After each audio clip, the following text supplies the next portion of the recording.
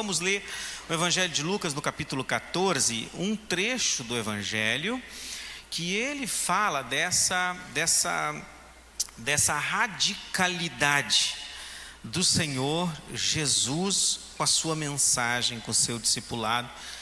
E o tema que o organizador desta versão, que é a NVI, colocou, o tema desse parágrafo de Lucas 14, versos 25 a 34, o tema foi exatamente esse: o preço do discipulado. O preço do discipulado. E diz assim, no verso 25: uma grande multidão ia acompanhando Jesus. Este, voltando-se para ela, disse: se alguém vem a mim e ama o seu pai, a sua mãe, sua mulher e seus filhos, seus irmãos e irmãs, até a sua própria vida mais do que a mim, não pode ser meu discípulo. E aquele que não carrega sua cruz e não me segue, não pode ser meu discípulo. Notaram já a segunda vez? Não pode ser meu discípulo. Qual de vocês, se quiser construir uma torre, primeiro não se assenta e calcula o preço para ver se tem dinheiro suficiente para completá-la? Pois se lançar o alicerce e não for capaz de terminá-la, todos os que a virem rirão dele, dizendo: esse homem começou a construir e não foi capaz de terminar. Ou qual é o rei que, pretendendo sair à guerra contra outro rei, primeiro não se assenta e pensa se com 10.000 homens é capaz de enfrentar aquele que vem contra ele com 20.000? Se não for capaz, enviará uma delegação enquanto o outro ainda está longe e pedirá um acordo de paz. Da mesma forma, qualquer de vocês que não renunciar a tudo o que possui, não pode ser meu discípulo. O sal é bom, mas se ele perder o sabor, como restaurá-lo? Não serve nem para o solo, nem para adubo e é jogado fora. Aquele que tem ouvidos para ouvir, ouça. Vocês notam então essa preocupação de Jesus com essa multidão? Ele se preocupa com ela, embora ele estivesse num momento de muita popularidade, um tipo popstar mesmo.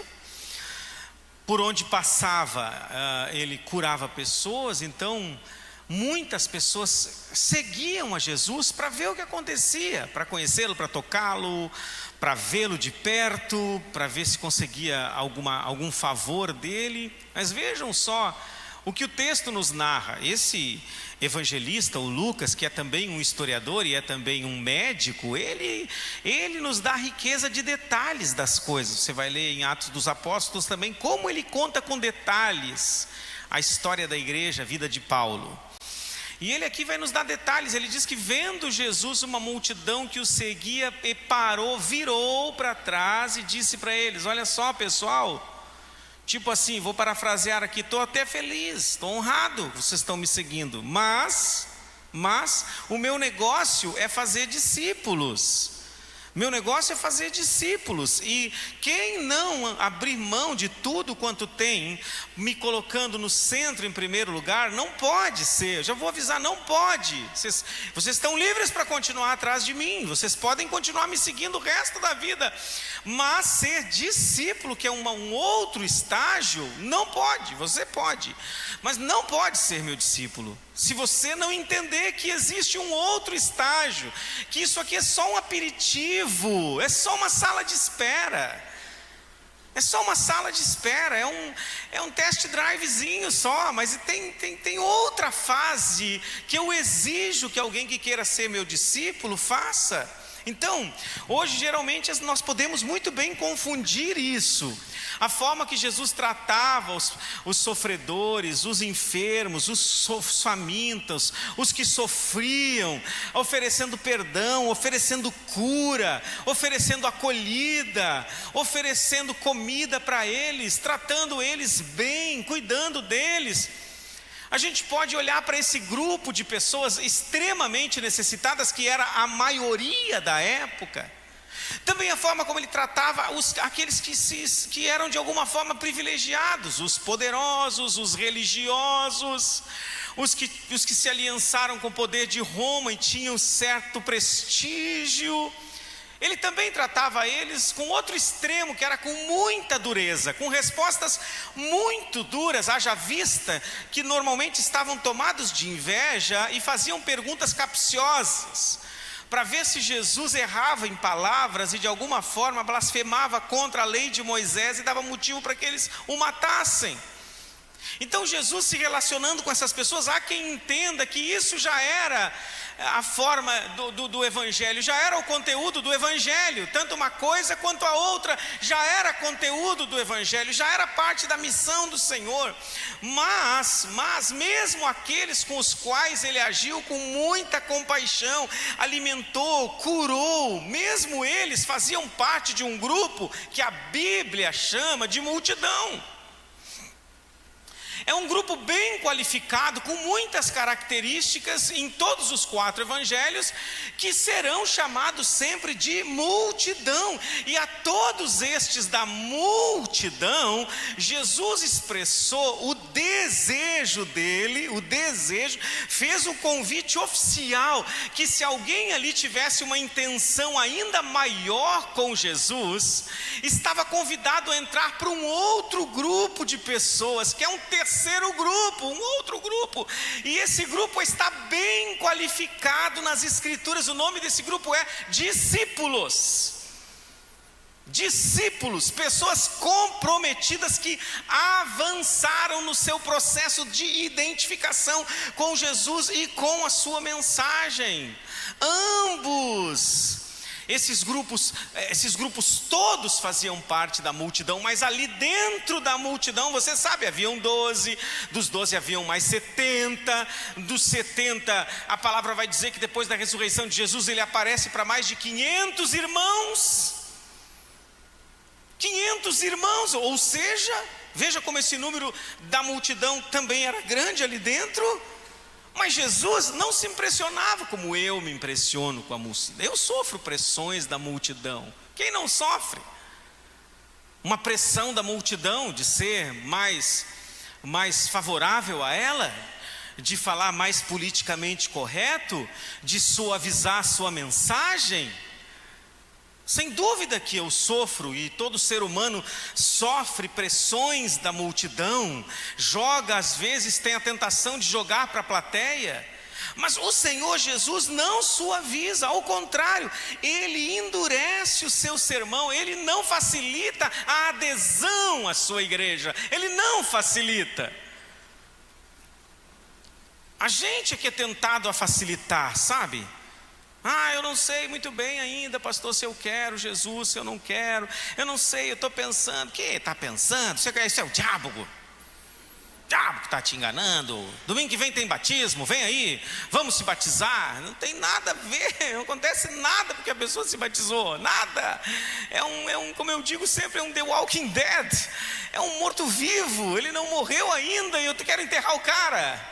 A pressa, essa coisa da multidão, mas Jesus não facilita a adesão, porque ele sabe que o seu reino é um reino espiritual, transcendente, sobrenatural, e que não é por entusiasmo que as pessoas entram nesse reino e debaixo do seu governo. Ninguém aguenta o governo de Jesus, o evangelho de Jesus, ninguém consegue suportar isso se não for pelo Espírito de Deus. Ninguém consegue se não nascer de novo. Então o Senhor Jesus não andava por números. E olha, deixa eu dizer para você, alguém que foi curado aqui, alimentado, teve os seus pecados perdoados, ele não vira automaticamente um discípulo de Jesus ou um cristão. Mas pastor, eu fui ao culto, me arrependi, chorei amargamente. Será que eu não tive meus pecados perdoados? Teve seu pecado dali para trás perdoado, mas isso não me torna ainda um discípulo de Jesus, não torna. Vai, não peques mais, teus pecados são perdoados. Jesus disse àquela mulher: vai, não peques mais, teus pecados são perdoados. Tu não vai ser apedrejada, porque eu vou te poupar do apedrejamento aqui. Se alguém de vocês não tiver pecado, atire a primeira pedra. Ninguém atirou, o marido concordou provavelmente em liberá-la, e ela: não peques mais, tá, beleza. Mas isso não quer dizer que ela se transformou numa discípula, numa seguidora fiel do Senhor Jesus. Porque o reino do Senhor Jesus, ele cresce por imersão total. Por isso que a gente chama de batismo. O símbolo é esse: imersão, enterro. Quando a pessoa totalmente submergida nele, entrega total, cresce por rendição, mesmo que uma rendição gradativa. É gradativo, pastor? É gradativo, mas é integral. É gradativo, mas é sobre tudo na minha vida que eu preciso entregar para o Senhor. E hoje no Brasil, é claro, existe. Também nos Estados Unidos isso aconteceu, essa bolha do crescimento da igreja. Existe de fato uma multidão em torno de Cristo, pessoas legais, amigáveis, receptivas, simpatizantes, curiosas, abertas, gratas pelo que Deus está fazendo, mas seletiva no sentido de abraçar um cristianismo estrutural, um cristianismo cultural, os valores do cristianismo. E valores do cristianismo não é Cristo. Valores do cristianismo significam uma herança cultural judaico-cristã do Ocidente, que formatou a nossa ética, que fez com que o nosso comportamento fosse baseado numa ética cristã, mas mesmo assim ainda não é sobre discipulado e sobre Cristo. Cultura cristã, estrutura cristã, ambiente cristão não é Cristo. Não é ainda cristianismo. Portanto, e muitas pessoas fazem isso. Eu quero Jesus sim, desde que eu possa montar o meu combo.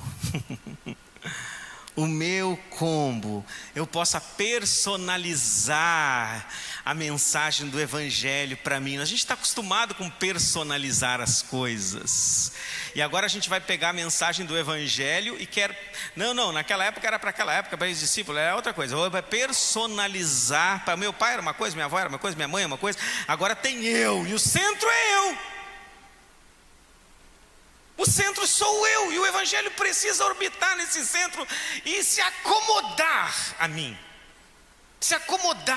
Portanto, nós normalmente hoje não compramos o pacote todo, como se Cristo estivesse oferecendo para nós várias opções para o nosso consumo. Nós temos o combo light,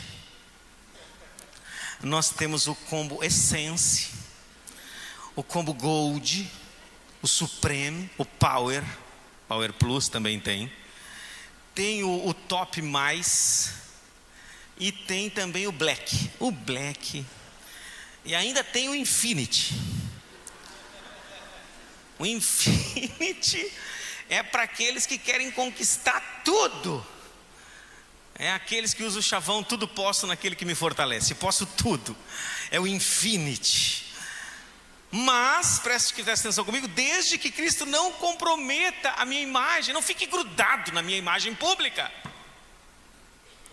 Desde que Cristo não me limite em alguma coisa que o meu coração deseje fazer, desde que não exija que eu mude demais também, poxa, as minhas preferências, os meus prazeres, os meus planos para o futuro, que Ele não tenha peso ali dentro desses planos, que Ele não entre com muito peso nessa equação, na hora de eu fazer a conta, que a vontade dEle não pese muito. Mas é o contrário, que Ele, a sua igreja, seus anjos, os santos apóstolos, os 24 anciões, os querubins e os serafins, todos digam amém para mim. Sempre. Eu não estou bravo, amém, amados? Ei, você que está me assistindo pela TV, eu não estou bravo. Estou feliz, a palavra de Deus é maravilhosa, amém? Ela é mel, ela é saborosa, glória a Deus. Ela é preciosa, ela nos alimenta, glória a Deus. Então, Jesus pregando aqui hoje, Ele atenderia a todos, sim ou não? A todos os que sofrem, ensinaria sobre amor, sobre perdão, mas Ele não, jamais Ele diminuiria o custo para entrar na sua escola de discípulos. A escola de discípulos de Jesus tem um preço, ao contrário, Ele aumentaria o preço.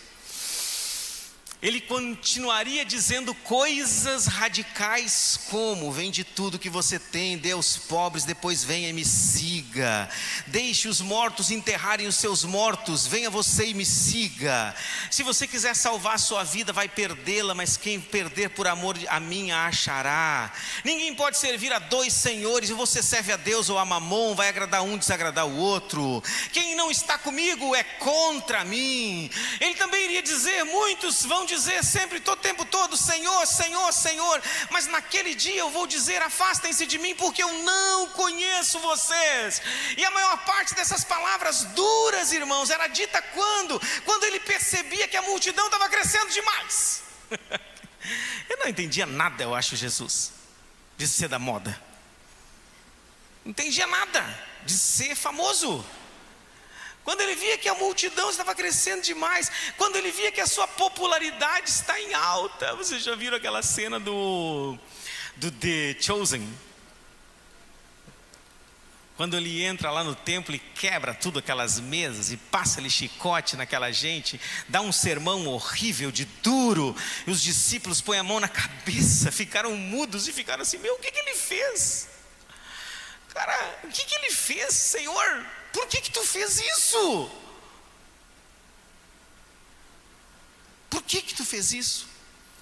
O Senhor Jesus estava se preparando já na reta final da morte dele. Estava na reta final já da morte. Ele já estava preparando o ambiente em Jerusalém ali, porque ele sabia que precisava ir para a cruz. Ele sabia disso. Então ele já estava preparando esse ambiente. Olhem, olhando para o Senhor Jesus e para a sua mensagem, esse texto que eu li, não pode ser, aquele que quiser pode ser, aquele que quiser não pode ser. Olhando para a multidão, o que nós aprendemos? Em primeiro lugar, o absoluto, o que é absoluto transcende a cultura, está para além, está antes dela, da cultura, do momento, da moda. Se alguém não amar a mim, se alguém não amar mais do que a todos os seus familiares, não pode ser. Isso é absoluto, é uma das maiores reivindicações messiânicas da identidade de Jesus. Jesus reivindica para si, para a sua identidade divina, messiânica, cristológica. Ele diz: eu sou o caminho, eu sou a verdade e eu sou a vida, e ninguém vai ao Pai se não for por mim. Vocês acham que isso é absoluto? Sim ou não? Isso não é relativo, é absoluto. Ninguém vai ao Pai. Ele reivindica isso por ele, e por ser assim, essa doutrina é que existe desconforto no Evangelho para nós. Às vezes nós somos confrontados, e sempre vai existir desconforto, sempre vai existir para nós alguma dose de desprezo de alguém, alguma dose de ódio de alguém. É um tremendo iludido aquele que acha que será um verdadeiro discípulo de Jesus e não causará estranhamento na cultura. Que se há uma parte da cultura na qual nós surfamos, porque ela já é cristianizada, faz parte da ética cristã, e amém, aproveitemos ela, surfamos nela, glória a Deus, é isso mesmo que nós queremos. Existe outra parte que é completamente avessa às Escrituras e ao Evangelho, e portanto nós causaremos estranhamento, desconforto, ódio. Diz o Senhor no Evangelho de João, diz assim: se o mundo odeia vocês, veja como ele se identifica com a gente. Ele diz o quê? Tenho em mente que antes odiou a mim. Glória a Deus. Tenho em mente que antes odiou a mim. Porque o absoluto produz tensão na cultura, já que a cultura é líquida, é maleável, vai sendo criada, vai se transformando de acordo com as tendências, com os desejos, com as necessidades das pessoas. Então o absoluto sempre vai produzir tensão, porque toda cultura é relativa por definição, mas o Evangelho, por definição, não é relativo. Por definição, o escritor do Apocalipse vai dizer que Jesus disse: se alguém daquele que mudar um tio, uma vírgula desta palavra, porque não é relativo, é absoluto. Jesus não queria ser seguido, Ele queria transformar de fato as pessoas com a verdade do Evangelho. Ele queria uma escola de pessoas semelhantes a ele. Portanto, um discípulo que nunca entra em tensão com a cultura, ele é um discípulo que é suspeito. Ele, inclusive, precisa se examinar, como disse Paulo: vejam se vocês ainda estão na fé. Em segundo lugar, a radicalidade revela o centro. Jesus, ele era radical para mostrar para as pessoas que, não obstante elas imaginassem que o amavam, não era ele que estava no centro. Eles imaginavam que o amavam, que o queriam, mas quando Jesus é radical, ele expõe de fato as motivações do coração das pessoas. Ele assusta, desnuda. Com a radicalidade de Jesus, ele dá um susto, ele surpreende num assunto, num tema que as pessoas não estavam esperando. Um verdadeiro susto ele dá. Pedro, por exemplo, tentou proteger Jesus da cruz. Isso é lindo, é bonito demais. Meu Deus, como Pedro ama Jesus. Mas na verdade, quem que Pedro estava protegendo? Ele mesmo. Estava doido de medo que se Jesus fosse pego, o próximo seria ele. Então Pedro queria uma redenção, uma salvação, seguir a Jesus, ser um dos seus principais, sem ter que pagar preço algum. E isso foi comprovado quando Pedro, na hora H, nega Jesus por 3 vezes. E isso é assustadoramente atual, irmãos, porque nós muitas vezes queremos fazer parte daquilo que se diz seguidor de Cristo. Este é um seguidor de Cristo, mas sem calcular o custo. Às vezes a gente ama a cruz estética, a cruz do modismo, a cruz bonitinha. A gente pendura ela em tudo que é lugar da vida da gente. Está aqui no gesso da igreja, aqui no forro da igreja, uma grande cruz, e nós também somos o povo da cruz, mas às vezes da cruz estética e não da cruz existencial. Foi isso que ele mostrou, que ele provou, que ele deu um susto naquele jovem rico, quando ele disse para aquele jovem rico: olha, querido, o centro não é o Senhor, não. O centro da tua vida não é a eternidade. O que farei, mestre, para ter a vida eterna? O que eu faço para ter vida eterna? Teu centro não é esse, querido. Você guarda os mandamentos, honra pai e mãe, guarda não sei o que, guarda o sábado, faz todas as coisas certinho, mas não é porque o centro é Deus na tua vida. O centro é você. Você quer sair livre para a eternidade sem pagar o preço do discipulado. Então Jesus disse: você é muito bem-vindo na minha escola. Venda tudo que você tem, dê aos pobres, venha e me siga. E o que Jesus descobre? O centro. Então, sendo radical, você descobre os verdadeiros motivos do coração. É isso. É por isso que para Pedro Jesus respondeu, quando Pedro disse para ele: Senhor, tem pena de ti mesmo, não vá para a cruz, ninguém vai fazer isso contigo, eu não vou deixar. Qual foi a resposta de Jesus? Para trás de mim, Satanás. Por que para trás de mim, Satanás? Porque existe um quê de malignidade, de satânico. Existe um quê da influência maligna em todo discípulo que quer fugir do discipulado, fugir da cruz, da semelhança de Jesus. Existe um quê? Pois não era ele que estava no Éden perguntando: foi assim mesmo que o Senhor falou? O que ele disse para vocês? Não, ele disse para nós que não era para provar dessa árvore, de todas as outras sim, porque senão nós morreríamos. Não foi isso. Não é assim também. Ele é um pouco lunático. Deus, ele é assim, desconfiado demais. Eu é que sou bacana. Vocês podem sim ter tudo que vocês querem sem ter que ser obedientes. Não foi assim no deserto de Jesus? Não foi isso que ele disse? Tu está com fome, faz 40 dias que tu não come, manda essas pedras aí que se transformem em pães. E ainda usou a Bíblia, o desgraçado. As escrituras dizem que se tu pedir, o Senhor vai mandar anjos para te guardarem em todos os teus caminhos. Chama os anjos. Ou seja, tu não precisa passar por isso. E quando chama, o Senhor diz: para trás de mim, Satanás, tu não cogitas das coisas de Deus, tu cogitas das coisas da terra, do mundo. Eu vou para lá sim, é para isso que eu vim. Glória a Deus por isso. essa radicalidade vai demonstrar qual era o centro da vida do próprio Senhor Jesus. Glória a Deus. Ele está dizendo: você que fica fazendo planos me tirando da equação, você que o centro é a sua alma, os seus desejos e os seus prazeres.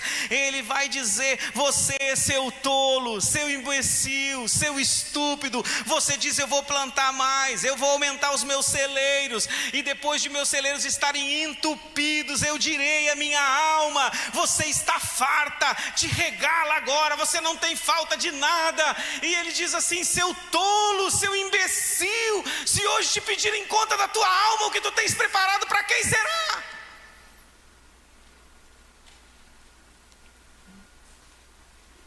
Radicalismo que prova o centro, o que está de fato na alma humana. Meus amados irmãos, o texto que nós lemos de Lucas é uma mensagem que pretende revelar como é que se sabe se Jesus é o centro. E o texto responde: quando nós sabemos que existe um custo e estamos dispostos a pagá-lo. Amém? Sem conforto não há metanoia, mudança de vida. Não há. O conforto, você sabe disso, o conforto não traz mudança. O confronto não. Se não há confronto, não há mudança. Não há como ter mudança, porque nós somos, como eu disse, às vezes estúpidos, irmãos, iludidos conosco mesmo. A nossa mente nos engana. A nossa mente quer que a gente fique na mesma posição, faça as mesmas coisas, tenha as mesmas crenças. E por isso nós sabemos que mudanças reais acontecem depois de choques muito fortes. E é por isso que Jesus é radical, porque sem confronto não há metanoia. A mudança mais elevada, mais radical, superior, não é o afago das minhas ideias, da massagem nas minhas emoções, na minha autoestima, não. Nós sabemos que sem confronto não há arrependimento. Vamos dizer essa frase juntos? Sem confronto não há arrependimento. Não há arrependimento. A gente que vive na era dos algoritmos, o que o algoritmo faz? Lê as suas preferências. Ele lê as coisas que você mais visita, mais curte, mais vê, mais tempo fica assistindo. E ele prepara um mundo para você, um universo, de maneiras que você chega a acreditar que o único universo que existe é aquele. Você fica ali dentro daquela bolha confortável, cada vez te dando mais, te oferecendo mais para que você consuma, porque houve uma leitura sobre as tuas preferências, e aí ele vai sempre reforçar e oferecer mais e mais o que você mais gosta. É mais ou menos parecido com a inteligência artificial. Alguém tem acesso a IA? Já não? Alguém está usando a IA? Ai, gente, tão pouca gente, vocês moram em que mundo? Quem é que está usando a IA aí, gente? Apareceram. Apareceram. Você precisa treiná-la. Os prompts certinhos.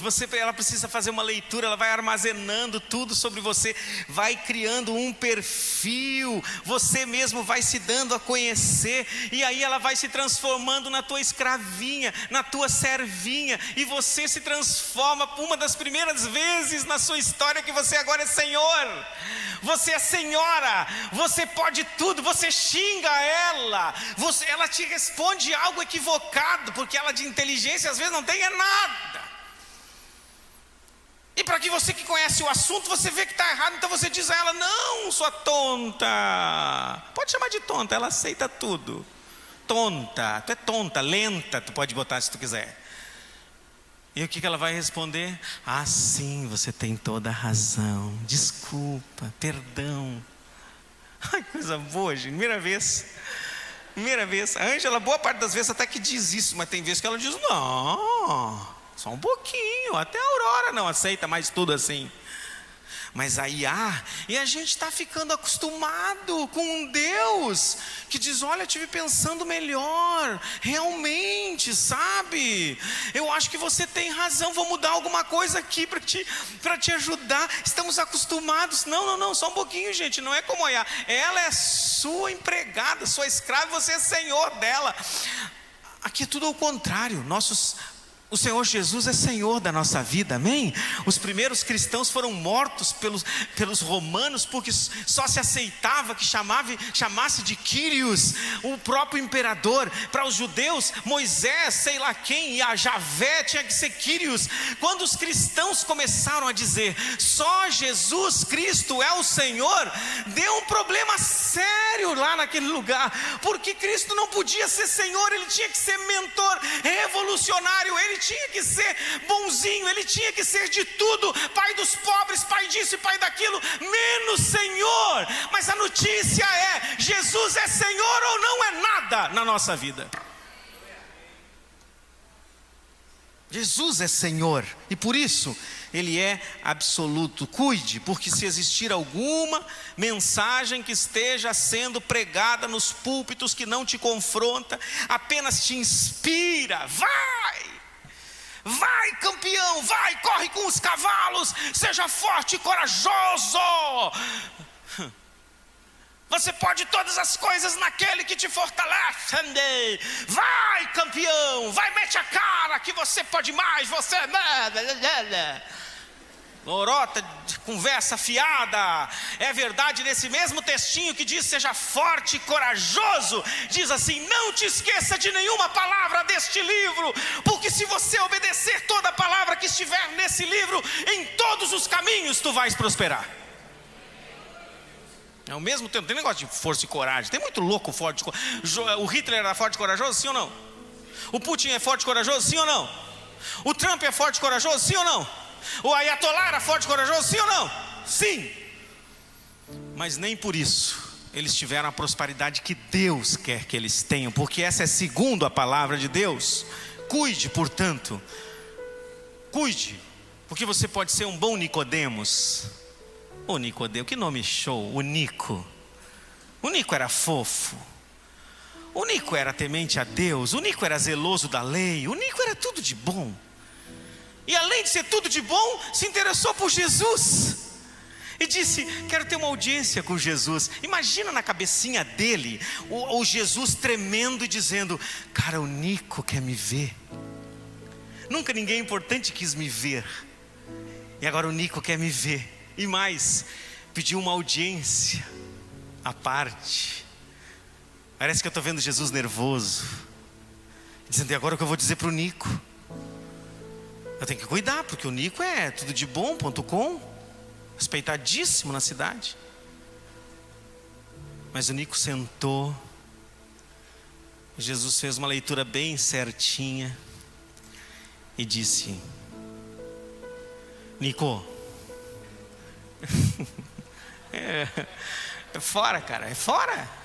É fora. O Mauro ia dizer, não, Nico, tu é mais cara, tu é mais crente que eu. Tu é mais crente que eu, Nico. Mas Jesus disse, te é necessário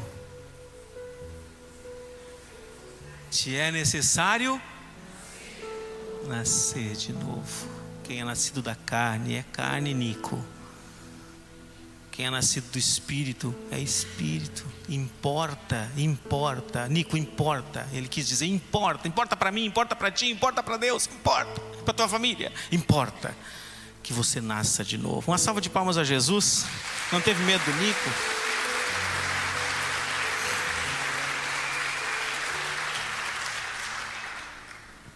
E para encerrar, radicalidade vinda de Jesus, ela é misericórdia, é amor para nós, amém? A forma radical de Jesus tratar com a gente, na verdade é amor. Hoje ainda um irmão me disse no culto das 6, pastor, tu estava falando sobre ser radical e o quanto isso é amar, e eu me lembro da minha filha, pastor, se eu não sou duro, se eu não sou radical com a minha filha, pastor, ela se perde, bem novinha, ela se perde. O temperamento dela é muito forte, a independência, a autonomia dela é forte demais. Se eu não sou radical, às vezes eu mesmo acho que fui demais, mas pastor, ela se perde, porque isso é cuidado do Senhor. Ele é radical porque Ele ama, porque permissividade é abandono. é indiferença. O pior que Deus pode fazer por você é responder todos os seus prazeres e anseios, todas as suas orações, teus preferências e teus sentimentos. Não há nada pior para uma civilização, não houve nada pior para uma humanidade. Leia isso em Romanos no capítulo 1, de que o Senhor lançara a humanidade aos seus próprios prazeres. Não há nada pior. O texto diz que nós nos transformamos em mais do que animais, nós nos transformamos até em parecidos com demônios, quando Deus nos lança os nossos próprios prazeres. Portanto, radicalidade é amor, é misericórdia. Nós não precisamos de alguém que nos massageie, gente, acredite.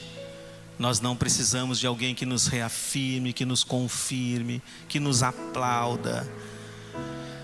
Nós precisamos de um Salvador. Nós precisamos de um Salvador que nos salve da nossa ilusão, que nos salve da nossa estupidez. E quando Jesus é duro com você, Ele está agindo com amor e com misericórdia. Agora hoje eu desejo que todos nós dessa multidão, o Biel está com essa necessidade, né, guris? Ele está nos dizendo sempre, cara, sexta-feira vem uma multidão de adolescentes aqui na igreja, 350 adolescentes aqui na igreja. Alguém tem filhos aqui que vem sexta-feira? Alguém tem? Mas ele está dizendo, dentre eles dá para ver, pastor, os que vêm passear, os que vêm ver se tem menina, legal, e tem. Pior é que tem. Às vezes uns gurizão já, uns frangotão meio passado já, 18, 19, 20, vem no culto de adolescente. Sai. Fica aqui louvando o Senhor. E o Biel está com problema porque ele está dizendo, passou dos 18, vai-te embora, vai para o culto dos jovens sábado, não fica mais aqui. Porque é assim mesmo, os guris não são, não é que eles estão muito errados, é que é a natureza pecaminosa humana mesmo.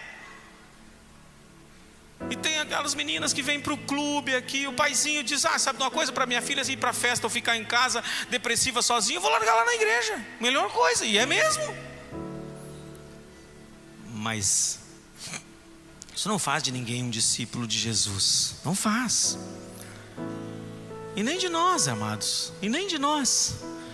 E hoje eu quero convidar todos vocês a olharem para essas palavras de Jesus, assimilarem o combo todo, completo, o evangelho todo, amém, amados? Todo ele.